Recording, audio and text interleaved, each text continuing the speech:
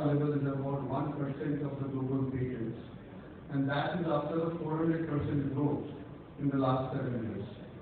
So that's to give you the scale at which we are and the country is, vis-a-vis where the rest of the world is. And it's a no-brainer that at the end of the day, the world will be operated, run, and led by innovation. So any country that takes a leading stand in innovation is likely to be the biggest market leader in this process.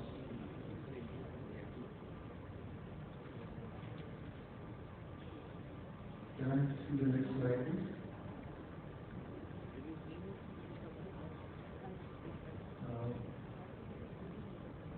So quickly, I wanted to make sure that we understand that in spite of the scale and the growth that we've talked about, there is a big difference between where we are and the global nature of the competition that Sunil talked about. And therefore, the thought process today is really about these two areas that we talked about.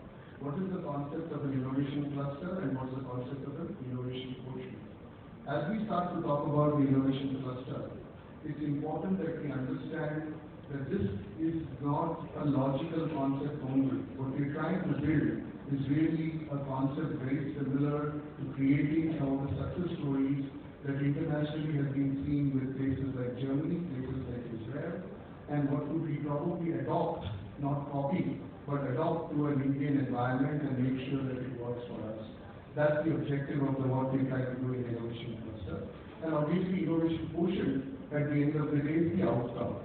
So as we start to do this work around innovation cluster, what we're going to try and measure is the outcome driven by the innovation quotient. As we start to look at innovation clusters, this is an ecosystem really that we are trying to build, an ecosystem that has multiple layers of capabilities that are being built in, multiple layers of institutional players in this, starting from industry, academia, to startups, and that's why you have a panel which consists of multiple representations from those organizations. One of the big differences that we are trying to bring in this time is really about our ability to bring it as an industry-led. There's a question that must be top of our mind, that we need to build innovation is not a new theme or a new cry-out slogan. What will we do differently that would propel us beyond the 1% number that we are talking about? And how do we make sure this is a lot more practical and effective and makes sure that the industry participates in this exercise as a leader rather than being led only by government policies and pushed by the government. So this, by name, is a distinct shift from what we've done earlier. We're trying to make sure that FICCI takes the lead here in pushing industry to be the leader and creates an environment and learns from the other markets as to how the environment will operate and make sure this is an industry that exists. We chose a few things, as you see here, in 3 phases, phase 1, phase 2, and phase 3. And these 3 activities were chosen with 2 critical principal ideas.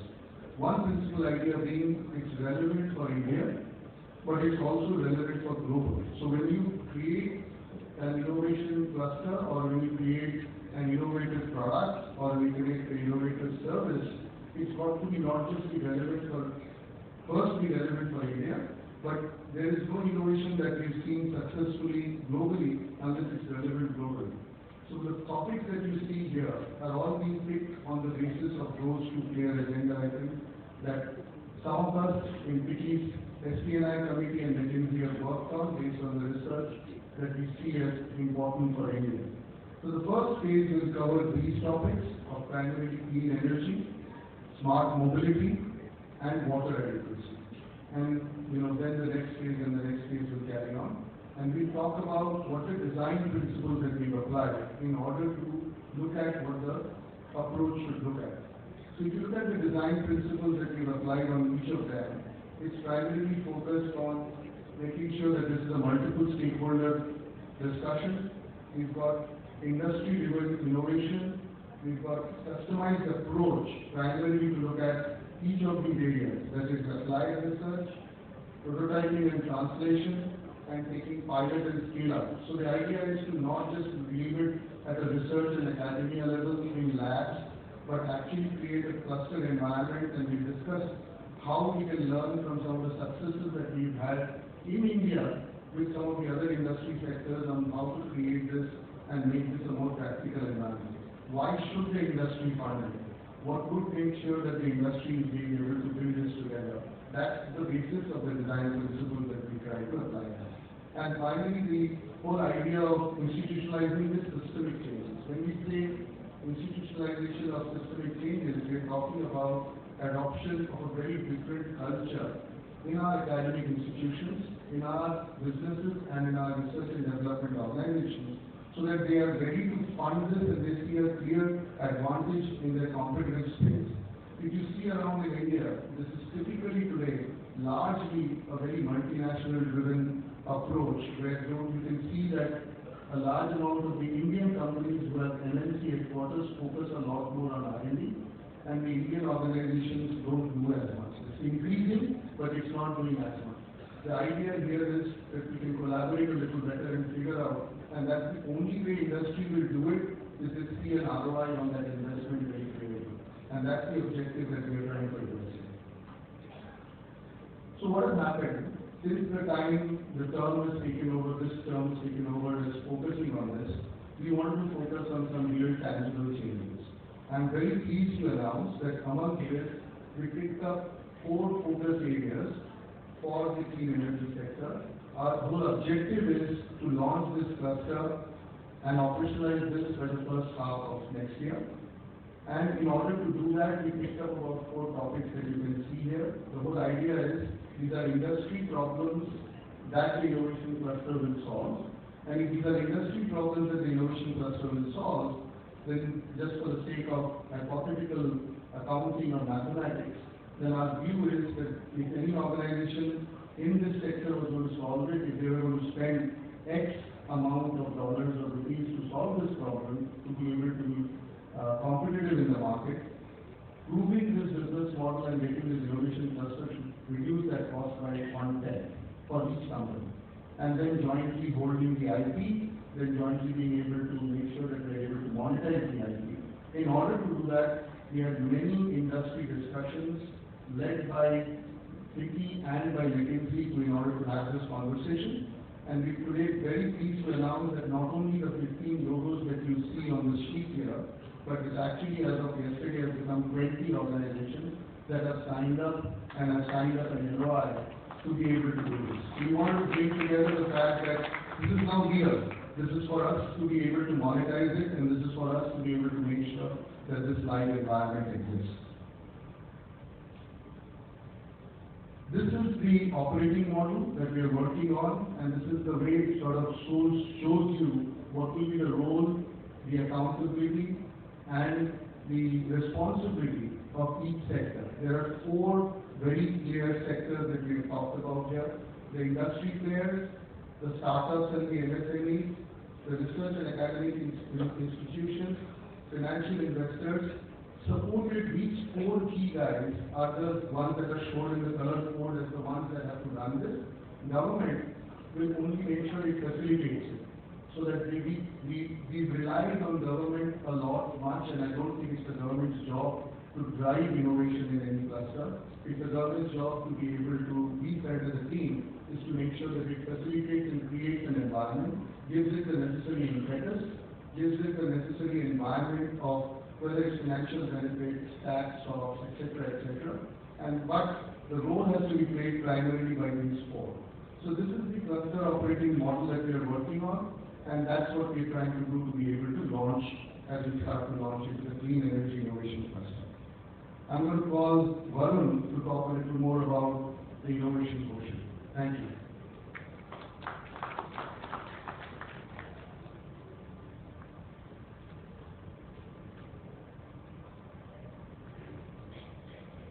Thank you to Jagdish and to the entire team that actually worked on mobilizing this idea of innovation cluster. I think it's exciting what the kind of themes that we're working on.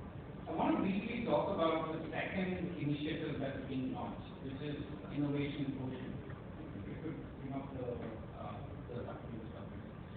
So the innovation quotient is basically a longitudinal measure of the different capabilities and practices that are needed to scale innovation. So I'll talk about what those are, why it's important, and I'll also talk about the state of play in India with respect to innovation.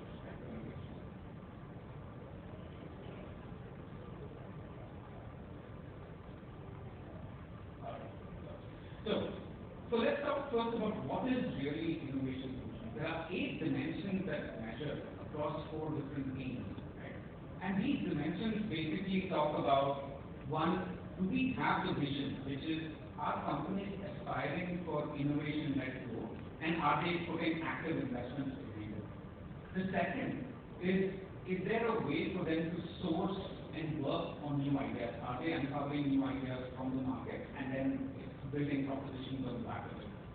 Third is, are they effective in scaling up these new ideas? So once you've proved it, can you scale it up and build a business around it? And finally, are you building the organization and the ecosystem that is needed for you to structurally do this time and time again, so that you can continue to innovate on an ongoing basis? So this is a little bit of what the innovation quotient is. We're happy to say that we've launched this with more than 50 FICCI member companies signing on, taking the survey and providing insights for specialists on the state of innovation in India. And I'm going to talk about some of what teams do. But before we do that, let's first talk about why this is important, right? Why is the innovation quotient important? The chart you see, basically the x-axis tells you how many of those 8 dimensions that were there in the previous page are companies mastering, and the y-axis tells you a little bit about the TSR performance of those companies, the shareholder returns that they're delivering.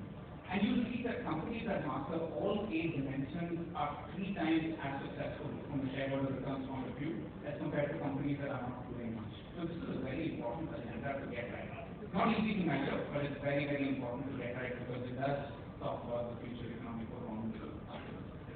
With that underway, let's talk about what we learned from India. And I don't want to talk about the numbers and the measures, right? What basically there are a few areas that we can work on when we look at global best, some of the best innovators that we see globally. But I want to speak a little bit more about the underlying practices that determine what we are doing well and some of the areas that we should continue to strengthen moving forward. So let's start with what we are doing well. And you see 3 dimensions that are green, which is discovering new ideas, evolving them into business models, and then scaling them up. And I want to talk about what practices determine that. And there are 4 or 5 things that came through when we did the survey across the companies.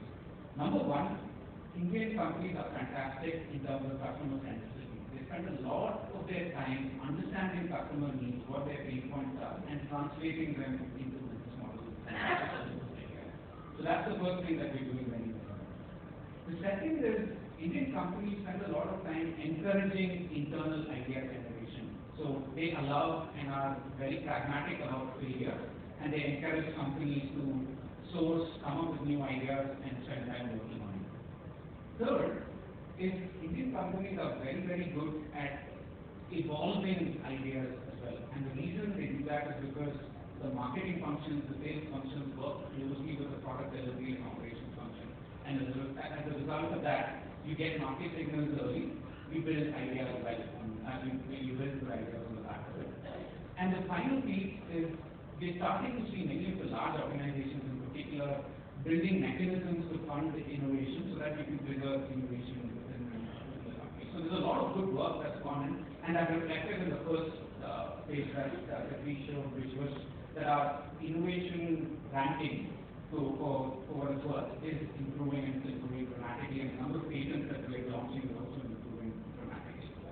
But what can we work on as we think about the future? How do we build on the foundation and continue to grow from strength to strength? And there are 6 practices that we think in the near term that we should focus on.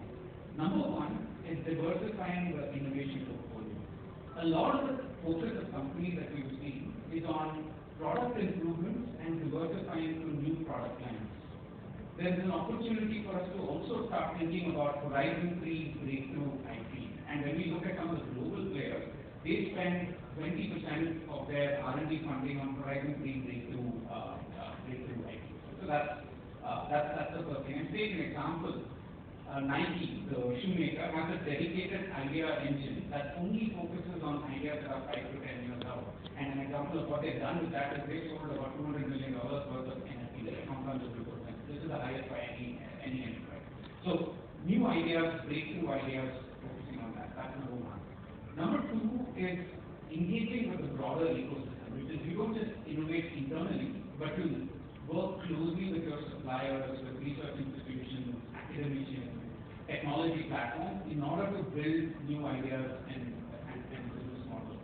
In fact, we recently did a piece of research with NASCOM where we uncovered that 40% of the revenue of tech services companies is going to be influenced by alliances and partnerships. So this is a hugely important capability to build out, both from an org muscle point of view and from an operating model point of view. So that's number two. Number three is creating granular accountability. And what I mean by that is having clear targets and cascading these targets to the operational level, to the managers. So to take an example, 3M has something called the New Product Vitality Index, which is they believe that 30% of their revenue needs to come from innovations that came through in the last 5 years, right? And then this becomes a target for their operational managers, not just for standalone R&D functions. So that's how we evangelize the entire innovation agenda across the broader organization. Fourth is finding mechanisms to fail fast and fail safe. Our companies are okay with failures, but how do you do this in a way where you de-risk the entire failure process? And that's to do with agile practices, scaling them up, not just in the tech companies, but in all sorts of all those companies. And two, coming up with rapid testing and rapid failure mechanisms. So as an example, a lot of tech companies have a toggle where when they launch a new feature, if it doesn't work per plan, they can quickly go back to the original state. So the downtime is very, very low. So that's number one. Number five is having the resources to win, which is ensuring that clearly earmarked dedicated budgets, capabilities, and talent that work on innovation. And that work not just as a standalone unit, but across the organization with the ongoing operational functions. I think that's number five. And the fifth is ensuring that there's good governance around it, which is, do we have an innovation program management board that can effectively orchestrate various stakeholders and keep track of innovation performance? So that way we're measuring and we're ensuring that we're driving all the initiatives needed for us to scale this up.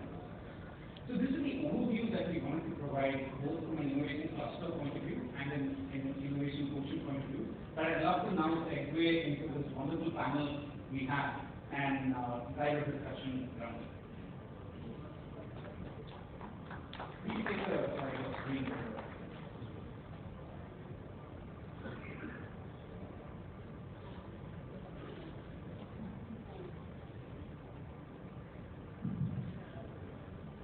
I'll start off with you. Your reflection, having seen this in different parts of the world, in terms of what does it take to scale up innovation and have you seen innovation clusters around the world? What would it take to get this successful? Maybe some early thoughts to start off.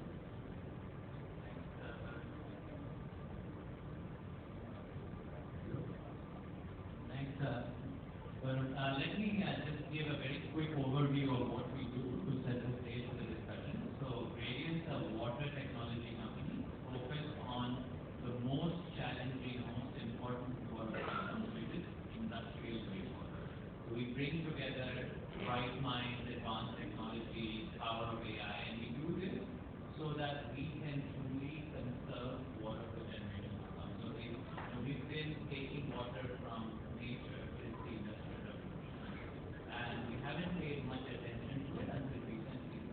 And by treating and recycling industrial wastewater for industries that are essential actually to support the standard of living that will actually take in this context India from where we are for the next 25 years to being a leading global economy. While these are essential, they use a lot of water. And by doing this, we can reverse that law on the status of water and give nature its water back. So, in terms of scale, right, so we've been in a traditional industry, water waste is a traditional industry where you generally don't see much innovation traditionally. So what happens here is you need a lot of capital.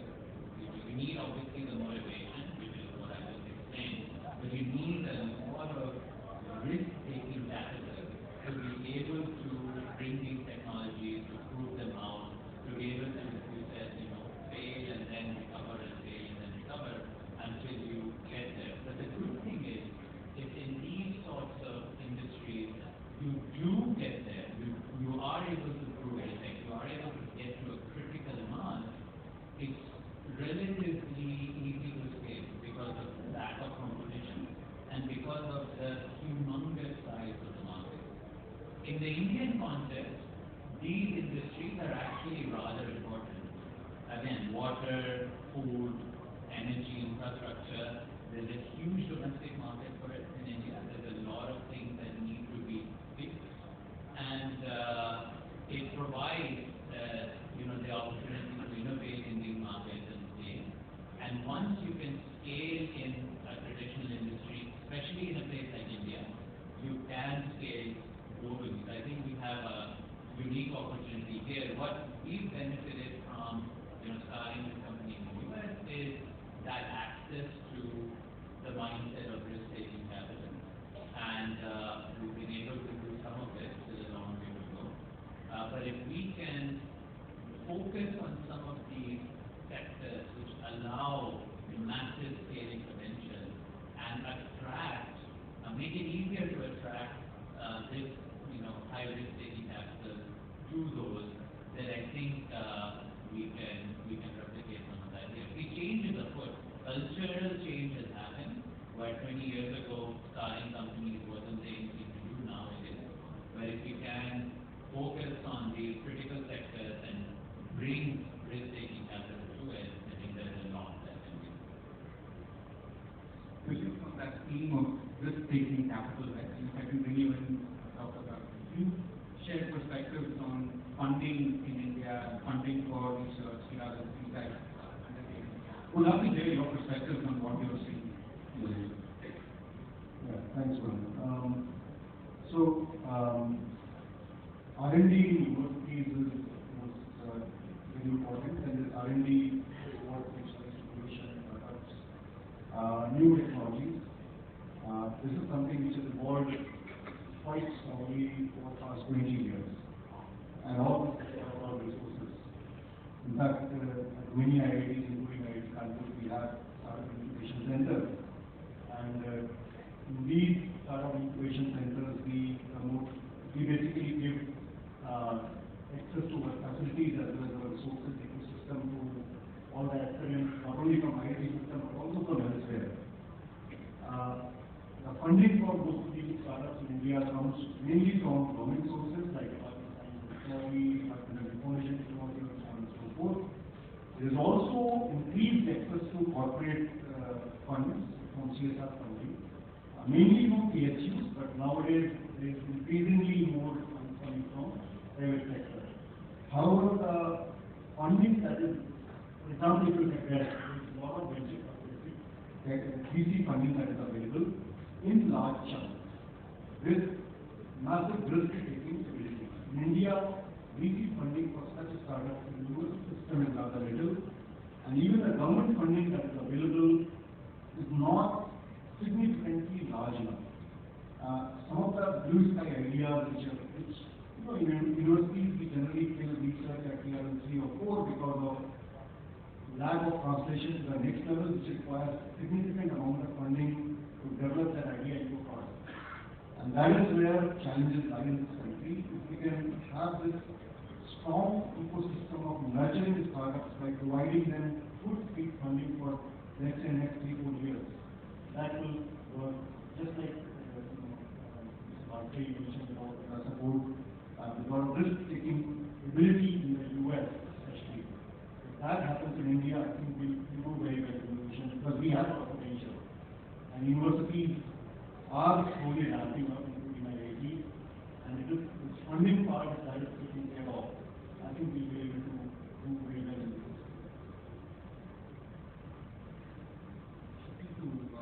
Because you've been involved in the making of this innovation cluster of India, right? I'd love to hear your perspectives from an enterprise who's been doing a fair amount of R&D in this space already on what a cluster like this needs to do to be successful, to help scale up innovation. Right. So those who are not there, HUL has 3 R&D centers based in India, in Bangalore, in Mumbai, and in Gurgaon. So we've got about 800 odd scientists. And we're part of a large global network of individual R&D as well. But as a very nice man sitting in this audience once told me, and you can guess who that is, that if your ambition can be completely met by your internal resources, then your ambition isn't big enough. And that's one of the reasons why we've always felt the need to really go out and look for ecosystems. And ecosystems have really helped us in 2 or 3 ways. The first one is that what it really helps us in terms of getting access to very new technology. Because when we start looking at some of the problems that we are trying to solve, many of these technologies are at a very early stage of development. And therefore, having the necessary backing, the sort of support that is needed to drive the startups, as well as to drive the scale-ups and move very rapidly from a TRL 3.4 to a TRL 8.9. This is really one of the biggest things that we need to do. And that's why a concerted effort is needed. The second one is that when you start to look at these kind of innovation clusters, one of the questions you can ask is why is HUL a part of the clean energy cluster? What's really our sort of USP that we bring to it? And one of course is that we are an end consumer of that clean energy. And we will use that clean energy in our manufacturing process, in our logistics, in every single aspect of what we do. But there are some very interesting things that we also do with what we call waste to value. For example, we partner with industries to actually do carbon capture and convert that carbon into chemicals that we actually use in our products. And therefore, there is an opportunity to start looking at this cluster, not just from a point of view of generating the energy, but more importantly, also generating a circularity within it. And therefore, that is the second big idea that we think innovation clusters give us, because we can bring in very, very diverse industries that can bring in this kind of technology, continuing all the way for the circularity benefit. And the third bit of it is that we find that when we go to these clusters, we're able to invite people and bring in a tremendous amount of scale. Just to give you a context, we recently set up one of our largest factories in Sumerpur, in Uttar Pradesh. And what we've been able to do out there is we've been able to actually get the people who manufacture the packaging for us. They are the ones who have now set up their manufacturing centers, including people from outside of India. What we are also doing, because we're setting up this thing, is that we now have the infrastructure for really collecting and disposing of a lot of plastic waste. And we now have the ability to bring in other industries which will benefit from an ecosystem like this. It's also creating tremendous employment opportunities, it's creating social development. We are the first ones who can actually have women working in all of the shifts in our factories, and you can just understand the kind of larger positive impact that something like this can actually have for the cluster that you're operating in. So therefore, all of these 3 things are really the ways we look at this innovation cluster. We think this is the only way in which we can really sort of collaborate, and I think this is the most important point. I think the innovation cluster needs to be a collaboration cluster and not a co-location cluster. Because it's very easy to basically be located in the same location and then are operating in individual silos. Therefore, that's a big part of it. And coming to Perumal, your company does something that's fairly unique in the sense that you're probably the first of its kind in the market.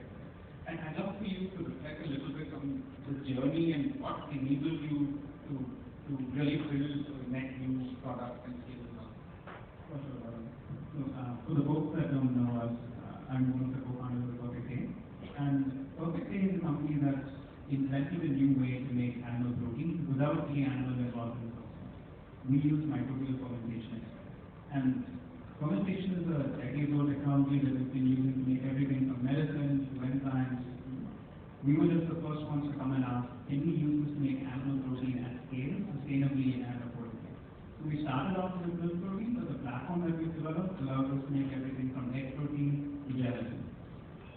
And as you heard in the morning keynote session, the population of the earth is growing, but also the middle class of the world is growing. And the first thing that people do when they start earning more is consume more animal protein. And the way we produce the animal protein today just isn't sustainable, and that's where Perfect Day really comes in. Our method of production allows us to make milk protein at a fraction of the environmental impact. We use about 90% less water, we emit about 50% less greenhouse gas emissions, and we need about 80% less energy. So it's a win-win for people as well as the planet. And that's who we are at our core. Now, coming to your question, Varun, on what the journey was like, we've raised about 750, 800 million till date, and of that, we've had to invest about 300 million into just the R&D, an additional 300, 350 into scaling up the innovation. And today you can find our products nationwide in the US. Nestle, one of our customers, just launched a milk just this week. Bear Group just launched a nationwide green cheese utilizing our milk. But all of that took significant investment of capital, as well as the presence of the ecosystem. We're from the Bay Area, we were founded in Berkeley, and that ecosystem has allowed us to, one, gain learnings from the industry, which prevented mistakes that many other companies would make and has allowed us to survive so long. Second, it gave us access to immense human capital. As Professor Dad mentioned, academia is a huge part of, one, creating the talent base that any innovative startup requires in order to scale really, very fast, but it also creates the IP, which they have been investing over decades. So we were able to license that helped us in our journey quite a bit. And such an innovation cluster, if developed here in India, will, one, not only allow for more innovation to happen, it will also ensure that of the 10 ideas that are developed, hopefully more of them will succeed than is the norm. Like in general, most startups fail. The success rate is about 1 in 10. If there's an ecosystem to support, hopefully we can improve that ratio and it slowly gets to 2 out of 10 years at the core. Staying on that thought, that is in terms of how do we develop and then scale up breakthrough new ideas, right? And innovation cluster is one part of the equation, but it's much broader than that. So maybe two questions for you. As you reflect, I think the IT services industry has been very successful over the last two decades in building a level of differentiation, building new ideas, etc. So one is, what have you seen work in our context? And two is, as you now think about breakthrough ideas, horizon 3 ideas, what would it take for us to really move the needle on that? Sure. I think having worked in the IT services industry and taking the first part of the question, what probably has worked extensively well for us is the ability for it being driven by the industry. So if you remember when it got started and so on and so forth, there was very little government involvement. There was very little involvement apart from enabling us with software technology parks and SEZs and so on and so forth. And this allowed the companies to do their stuff, create products and services, create capability and skills because it's primarily a services-oriented industry. But I just want to make sure people understand that at the back end of it, so there's a lot of conversation about Indian companies or tech companies not creating products but primarily being services-oriented. There's a huge amount of work that goes behind creating those services because you're understanding an industry, a domain, whether it's banking or telecom or financial services or healthcare. It takes a huge amount of investment to create that capability for you to be able to run global best practices, and that's the reason today the Indian IT services companies probably run upwards of multiple trillion-dollar market cap companies from India and now globally. So the learning from that, as I said, is to create an environment where the government did a very good job in staying away from it, is all these SEZs, SPIs, so I think we need to learn from that and deploy it. I think what we haven't done very well is the point of development. The Vimal talked about this whole collaboration aspect of it, which we as competitors, whether it is Tech Mahindra, Wipro, or TCS, or Infosys, or any of these large companies, we always work and took advantage of the ecosystem around us, but I don't think it fostered collaboration to create something jointly as a product or an IP that we could, or a framework on which IP can be built on. That is the difference between what Silicon Valley could do well and what we haven't done very well, as I would expect in this. That's the first part of it. But the learning is tremendous about what we've been able to do well. The second part of your question about creating that innovation quotient or creating that scale-up opportunity or solving that big, audacious, airy goal. You talked about Nike example in your talk. I think slowly each of these companies are recognizing that. In Mahindra's today, this for the last whole year, we created an environment called the Bold Initiative, which basically meant that each of the group companies work towards driving a one or two bold ideas, which can be 10x in 3 years, or which can be really seek, and to, I think, again, to the conversation, two things. If your idea is not seeking collaboration, like we just talked about, and if your idea is not seeking significant capital outlay for it to be able to scale up at 10x, 20x, then that idea is not big, bold, and new. And if there are big, bold, and new ideas to be created, every organization, and I'm hoping that with the initiative that FICCI and we are taking, it will create that those 6 charters that you talked about in your presentation inside of the organization. Can we create that funding capability inside? And it will vary from size and size, but it would not vary from a methodology and a principle.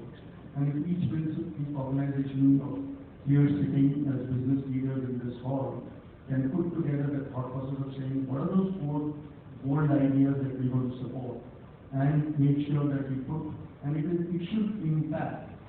My personal view is, I think that's the only way it works. If it's a side conversation which is like, it's good to do and it's very cool to do, it will never succeed. It will only succeed if the business ideas and the bold ideas either make you a star or sink you. If they don't happen like that, then likely to not impact innovation in your organization. So I like the idea of collaboration being a critical part of innovation. Maybe both Dharma, both of you run companies which are IT driven, right? So how do you see and balance the need to keep your own IP versus working collaboratively with an ecosystem in order to move moving forward? Yeah, that's a good point. We think a lot about that.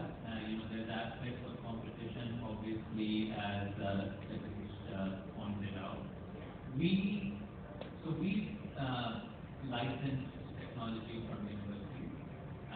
The ones that we invented initially, Prakash and myself, but then as we grew, we looked at what other universities were doing. Of course, universities are not our competitors, and we started working with other universities. We started licensing technologies from other universities.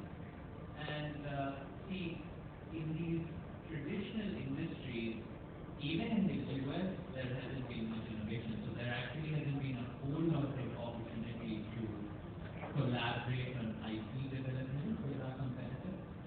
But there are other small companies who we talk to, who we engage with, and we find that sharing at least ideas and thoughts is mutually beneficial. Of course, there are some times when someone will come and, take your business away, but that's part of the game. You have to be ready for that. Mostly interacting in a healthy way, even with your competition, actually benefits you. You may find things where you're able to work together, and you may find companies that you may be able to acquire. You would never do that if you don't engage with what may seem like at some level your competition. Now, of course, in these more traditional industries, there aren't that many peer companies. There are either very large companies which are not innovating, or there are very small companies which just started innovating. So we do engage with the smaller companies. And even when it comes to sharing tech, sharing ideas with our larger seeming competitors, we haven't seen to lose anything. We always seem to gain, because they come to us and they say, look, we want to do this. We don't have the product. Why don't you help us with this? And we'll bring you customer access, or we'll bring you scale. And I'm not able to speak as much to the kind of experience that Jagdish alluded to, because in that space there was a lot of growing, in fact, large companies who were competing with each other and innovating.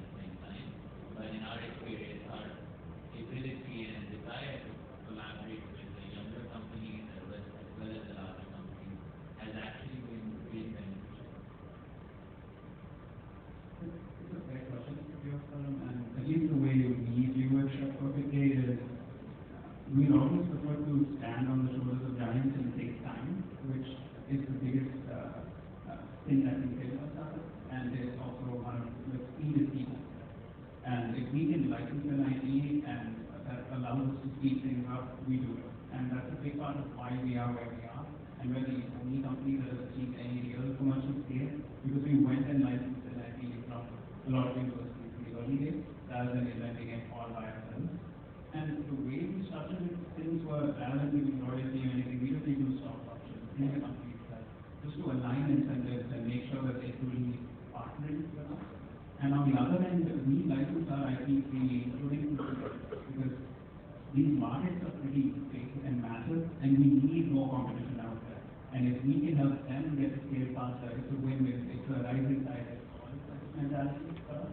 And big companies we work with on a collaboration model where if we're able to get their funding and we execute on the research for them, we leverage the IP for our needs, so we give it back to them for areas that they are part of. Because if you don't apply the innovation and scale it, what really is the point of holding on to that? Let me just add one point is, you can't be afraid of sharing ideas with your competition, whether it's large, small, same size. And once in a while you may lose, but you have to play the game. Just because you may lose is not good enough reason to not play the game. On balance, you benefit. And the industry overall. And we spoke about the role of universities and how the starting point was licensing IP that was developed by universities. So, your reflections on how that's playing out in the Indian space and the role that universities are playing in our startup ecosystem today. Love to hear that. Look, I mean, academic research has been a popularization. So there's very little amount of research nowadays that happens without collaboration. And any device, any product that you want to make it transdisciplinary, multidisciplinary. And as a consequence, you have to choose collaborators, you have to share information, there is no second way around it. You have to do that whether academic setting or digital setting, there is no other way around it. The question of IP sharing is a critical one. And to be honest, there is no correct answer. You have to find your own solution. The way academic institutions do it is in many ways. I mean, we license our IP and we sell our IP, we become partner in companies. Academic institutions do it in their own way. Some of our students who develop the technology, they themselves become the startup owners and we are partnering with this company, a mentor to this company. So, if there is a will, there is a good product, there is good technology, we all sit together to find a solution. I'm sure there are enough mechanisms for solutions to be found. One doesn't need to be afraid of collaboration just because of, there are very insecurities about IT and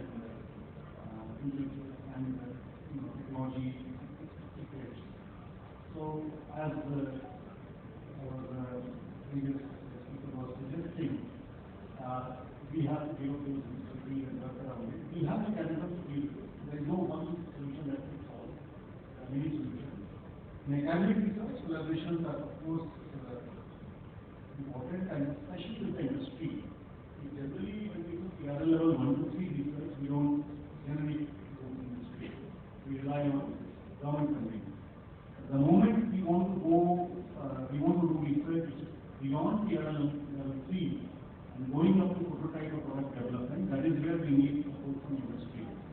And this is where IP issues do become only issues at times, but universities do have mechanisms, and generally industries do cooperate with the industry and universities to develop that IP quality. So I don't think it's such a big issue to be afraid of the current context. The more important need is to come together. That is where the idea of innovation clusters, the consortiums, where industry, academia, research institutions can come together and develop technology. Remember, time is the essence. We are competing, I think we are running against the time. And India has lost many buses. We lost semiconductor bus. We don't want to lose on things like hydrogen or wind energy or storage. These are the areas in which we have immense opportunity, especially in the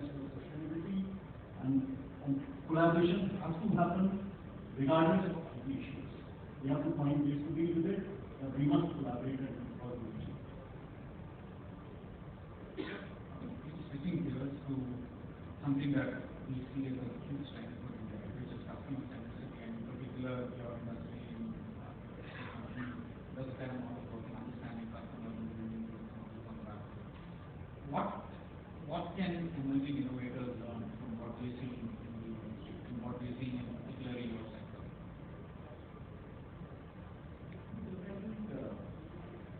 We tend to use the word customer and consumer slightly differently. Consumer is the end user, customer is usually the retailer, etc., the person who will sell. So therefore, I'll speak about probably asking in the context of consumer. So therefore, let me talk about it in the sense of the consumer.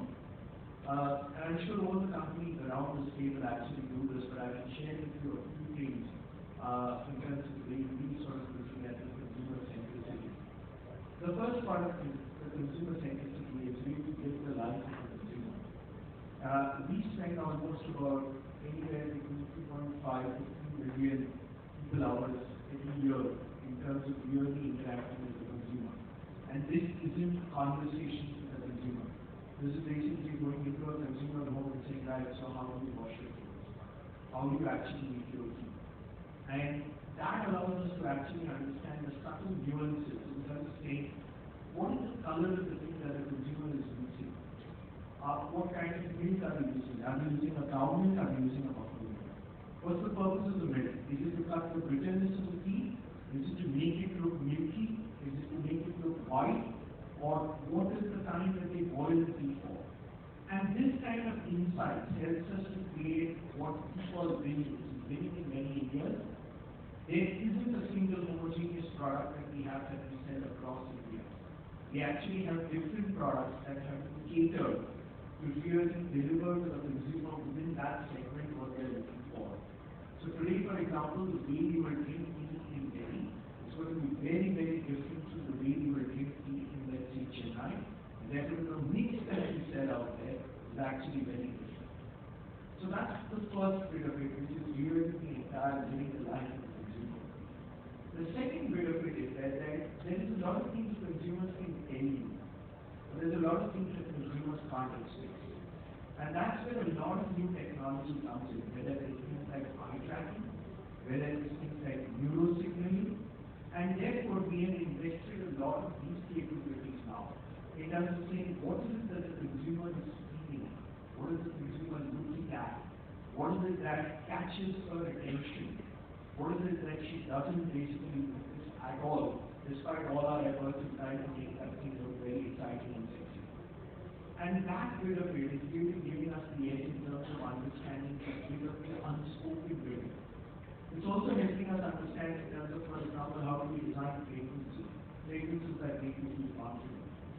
And so it's a very different way in which we're using these technologies to understand the unsaid part of the consumer. The third part of it is really how to mine digital data. So when you start looking at what consumers are buying, what are they looking for? What are they searching on the internet? What are they doing in terms of Google searches? What are the top list of products? All of these things are things that we mine using algorithms that have been developed either through collaborators or our own teams. And this gives us an always on insight machine. And that is really what we call as part of our HR innovation hub. And the idea there is that this gives us a continuous stream of insights that are coming from consumers and how do we convert that data then into products, needs, ideas, and solutions. What we also do is we do a lot of monitoring of how trends travel. So where do trends originate, where do they move, where do they mature, and then at what point do they move, let's say, into a country like India. And that allows us to very early stage track what is happening in terms of consumer trends. So this is multiple sort of approach that we are looking at. But I think one of the big things that we've done is that all of this data, when you start to look at it, it becomes too much for individuals to process. And therefore, one of the biggest things that we've done is that we've bolted on top of this a very robust AI engine. And so what the AI engine does is it processes all this information and converts it into consumer ideas. So it basically writes what is the benefit statement, it writes what is an experience, it drives really sort of holistic, and it allows us on an always-on basis to test these ideas and concepts of consumers. And this is really the way we sort of driving the entire thing about how do we move a hidden network of identifying consumer trends and then very quickly moving it into an information side. Maybe we'll go close with that. I mean, I heard 5 fascinating things that would be important for innovation in India. One is the idea of risk-taking capital, ensuring that allows us to create the TR3 opportunities and start to build them into commercialized products. Second is the aspect of collaboration. This is not something that we can do alone. You have to engage with the broader ecosystem. And linked to that, third, the role that universities play, because a lot of the initial foundations is on the back of research IP that's been built by universities. Fourth, the entire how you take a consumer, customer-centric lens, live their life, and then build products, because it allows you to scale to different geographies with something that's custom. And finally, cracking traditional universities with innovation, right? How you incubate, grow in partnership with traditional universities. So I think all of these have been really fascinating to hear from you. I want to thank all of you for coming down and sharing your thoughts for today's discussion.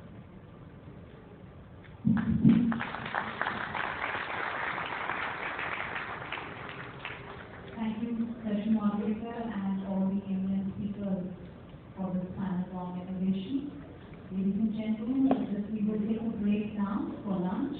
May I request everybody to kindly reassemble back at 3 p.m. sharp for the last session of the day, which is on women in leadership. So please enjoy your lunch and see you back in time.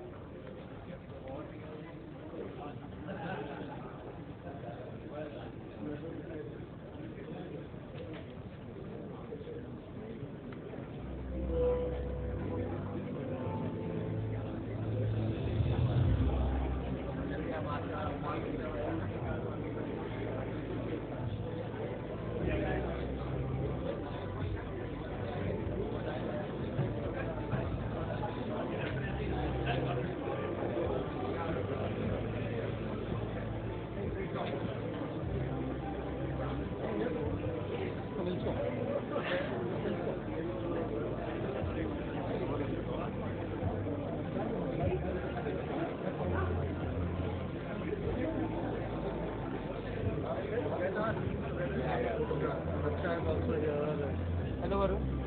Hi. Anjesh. Nice to meet you. Hey guys. Here's the team.